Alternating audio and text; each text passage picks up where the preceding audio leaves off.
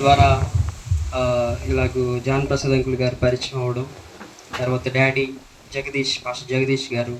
So daddy కూడా మీకు తెలుసు, ఇక్కడ కొంతమంది పాస్టర్స్కి. సో ఒక విషయాన్ని నేను పంచుకోవాలని చెప్పి ఇష్టపడతా ఉన్నా. ఏంటి అంటే, మరి నేను నా భార్య మరి మ్యారేజ్ అయిన తర్వాత నేను టీసీఎస్లో జాబ్ చేయడం జరిగింది, టాటా కన్సల్టెన్సీలో. దాని తర్వాత దేవుని యొక్క పిలుపుని బట్టి నేను మ్యారేజ్ చేసుకోవడం, తర్వాత పరిచర్యకి వెళ్ళడానికి ముందుగా మొట్టమొదటిగా నెక్స్ట్ నా చెప్పినట్లుగా ఎంకరేజ్ చేసిన మొట్టమొదటి వ్యక్తి మా తల్లిదండ్రుల కంటే కూడా ఫినాన్షియల్గా, ఆర్థికంగా కూడా మా దగ్గర అప్పుడు ఏమీ లేవు చెప్పాలంటే.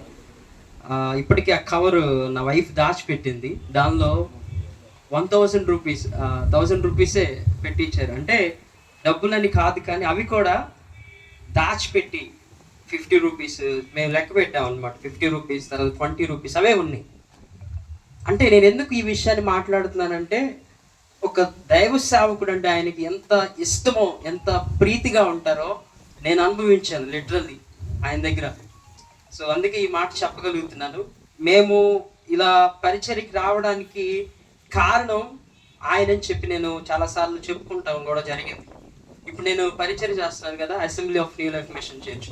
సో అంకుల్ ద్వారానే ఈ పరిచర్య నాకు తెలియడం జరిగింది. అంకుల్ ద్వారా డాడీ వెళ్ళడం, తర్వాత డాడీ తర్వాత నేను ఆ యొక్క పరిచర్లో పాల్పొంగులు పొందడం జరిగింది. ఆయన ఎప్పుడు కూడా ఒక మాట చెప్తా ఉన్నారు, ఏంటంటే, అయ్యా మన దగ్గర లేకపోయినప్పటికీ ఇతరులకి ఆశీర్వాదకరంగా నీవు నీ భార్య ఉండాలి అనే మాట చెప్పేవాళ్ళు అనమాట ఎక్కువగా. నిన్న దాసన్ ఫోన్ చేసి డాడీ వాక్యం బ్యానర్కి ఒక వాక్యం పంపించు అని చెప్పి రిఫరెన్స్ అడుగుతూ ఉన్నారు. 2 రిఫరెన్స్లు అన్న చెప్పాడు. కానీ నాకు ఎందుకు అనిపించిందంటే, నీతిమంతుని జ్ఞాపకం చేసుకుండా ఆశీర్వాదకరము అనే వాక్యం పెడితే బాగుంటుందన్న అని చెప్పి అన్నట్టు చెప్పడం జరిగింది.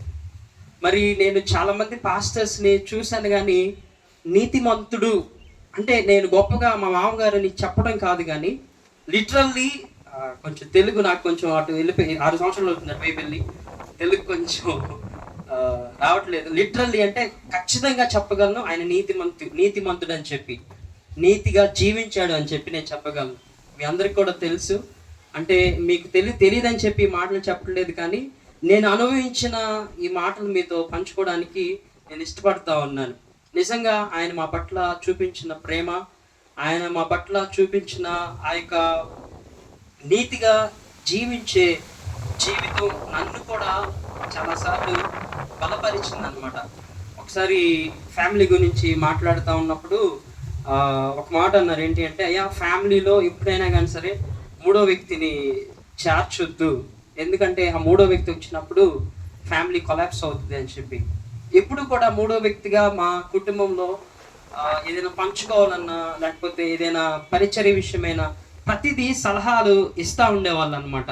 అంటే ఆర్థికంగాను, ఆత్మీయంగాను, శారీరకంగాను నన్ను బలపరిచిన వ్యక్తి ఎవరు అని నేను ఎక్కువగా చెప్పుకునే వ్యక్తుల్లో 3 వ్యక్తులు.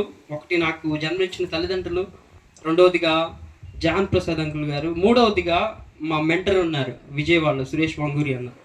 ఏ సమస్య వచ్చినా కానీ వీళ్ళు 3 నాకు తండ్రి కుమార పరిశుద్ధాత్మ ట్రినిటీ లాగా నాకు తోడుగా అండగా ఇంతవరకు కూడా నేను పరిచయం నడవడానికి చాలా హెల్ప్ఫుల్గా ఉన్నారు.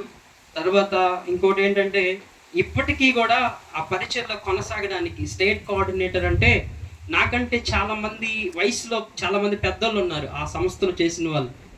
కానీ మా యొక్క పరిచయాన్ని బట్టి నేను గొప్పగా చెప్పుకోవడం కాదు, కానీ ఇప్పటికీ వాళ్ళు ఒక మాట చెప్తారు, జాన్ ప్రసాద్ గారి అల్లుడు అని చెప్తారు, కానీ డానీ అనే మాట రాదు ఆ సంస్థలో కూడా. అంతగా ప్రభావితం చేసిన వ్యక్తి మన మధ్యలో లేకపోవడం మాకు కూడా అది ఆ లోటు తీరని లోటుగా ఉంది. సో మా కుటుంబం కొరకు ప్రార్థన చేయండి, అలాగే ఆంటీ గారి కొరకు, అలాగే ఇక్కడ ఉన్న సంఘం చక్కగా నడవాలని చెప్పి ప్రార్థన చేయండి. Thank you so much. ఏదైనా తప్పుగా మాట్లాడితే క్షమించండి.